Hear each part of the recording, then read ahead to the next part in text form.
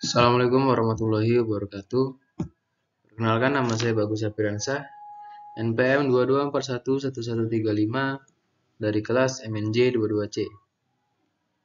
Di video kali ini saya akan menjelaskan dari manajemen keuangan, yaitu tentang manajemen produksi. Manajemen produksi adalah proses perencanaan, pengorganisasian, pengarahan, dan pengendalian kegiatan produksi untuk mencapai tujuan yang telah ditetapkan. Selanjutnya, apa itu manajemen produksi?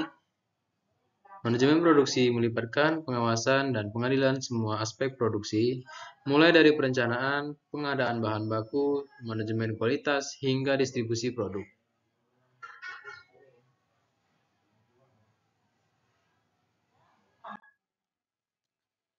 Tujuan dari manajemen produksi ada 3, yaitu yang pertama, efisiensi.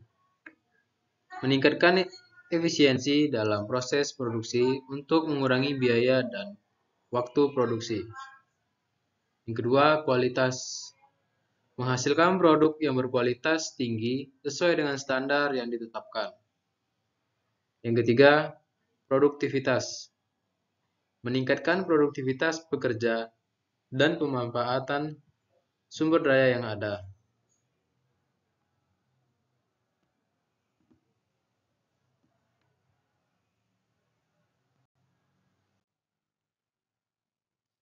Berikutnya, faktor-faktor yang mempengaruhi produksi.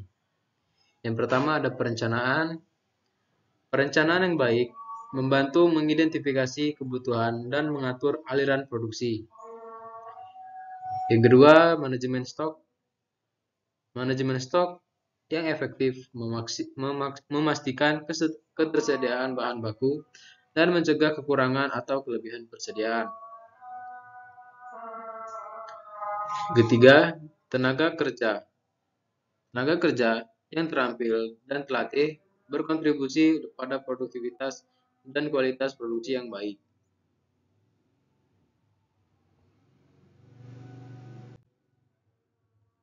Berikutnya, metode-metode manajemen produksi. Yang pertama ada just in time.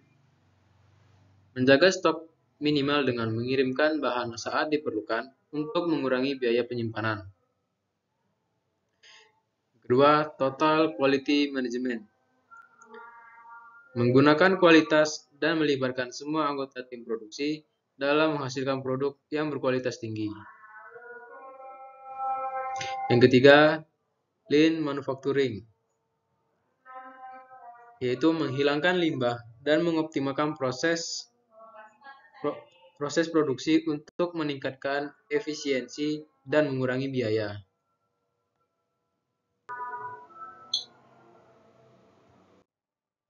Selanjutnya, pengukuran dan evaluasi performa produksi. Yang pertama ada overall equipment effectiveness. Memperhitungkan ketersediaan peralatan, kinerja kualitas, dan perawatan untuk mengukur efisiensi produksi secara keseluruhan. Yang kedua ada yield rate. Rasio produk yang dihasilkan dengan benar dibandingkan dengan jumlah keseluruhan produk yang diproduksi. Yang ketiga ada defect rate, yaitu rasio produk yang tidak memenuhi standar kualitas terhadap total produksi.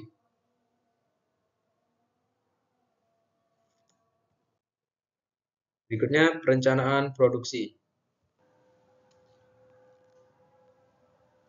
Perencanaan produksi mencakup serangkaian langkah-langkah untuk memastikan efisiensi dan keselarasan dalam proses produksi. Yang pertama ada analisis permintaan. Evaluasi permintaan pasar untuk menentukan volume produksi yang diperlukan. Yang kedua, perencanaan kapasitas. Menilai kapasitas produksi dan memastikan ketersediaan sumber daya yang diperlukan. Tiga, menentukan prioritas produksi. Menetapkan prioritas produksi berdasarkan kepentingan dan jangka waktu-waktu. Yang keempat, menjadwalkan produksi. Membuat jadwal produksi yang memadai, mengurangi keterbatasan sumber daya dan permintaan pelanggan. Yang kelima, manajemen inventories. Mengelola persediaan bahan baku dan barang jadi untuk meminimalkan pemborosan dan memenuhi permintaan. Yang keenam, pemantauan kinerja produksi. Melakukan pemantauan secara terus-menerus terhadap proses produksi untuk mengidentifikasi dan menanggapi perubahan atau masalah. Yang ketujuh, fleksibilitas. Memiliki rencana cadangan atau strategi fleksibel untuk mengatasi perubahan mendadak dalam permintaan atau masalah produksi. Yang kedelapan, teknologi dan inovasi. Menerapkan teknologi dan inovasi untuk meningkatkan efisiensi produksi. Yang kesembilan, kualitas produk. Mengejek bahwa standar kualitas tetap terjaga melalui kontrol kualitas yang ketat. 10. Kemitraan dengan pemasok. Menjaga hubungan yang baik dengan pemasok untuk memastikan pasokan.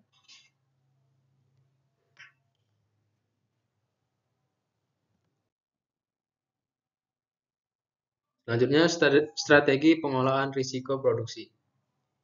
Yang pertama, identifikasi risiko. Identifikasi dan analisis risiko yang mungkin terjadi selama proses produksi.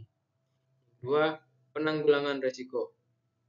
Menentukan langkah-langkah untuk mengurangi risiko yang telah diidentifikasi. Yang ketiga, pemantauan risiko.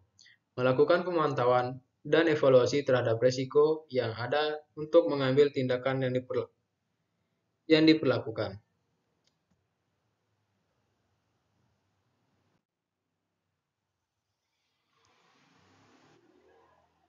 Baik, itu saja materi yang dapat saya sampaikan.